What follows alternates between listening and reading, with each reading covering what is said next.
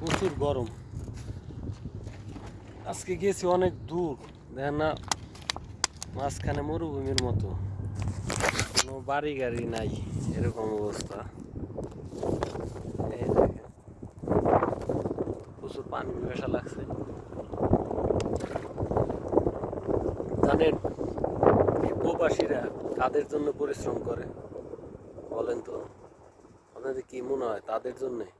তারা যদি তাদের জন্য পরিশ্রম করতো, তাহলে এই রোদের মধ্যে এই যে আমি বা আরো ভাই বেড়াদার যারা আছে প্রবাসে, তারা এত কষ্ট করতো না। তারা কিছু উপার্জন করে খাইতো, বিলাসিতা জীবনযাপন করতো, শুধু তার পরিবার পরিজনের জন্যই এই হাড় ভাঙা পরিশ্রম। তো সব প্রবাসীর পরিবারকে বলি, দিন শেষে আপনার প্রবাসী স্বামী, ভাই, ছেলে যেই হোক, তার পাশে থাকবেন, তার একটু সাপোর্ট দিবেন, এতটুকুই তারা চায়।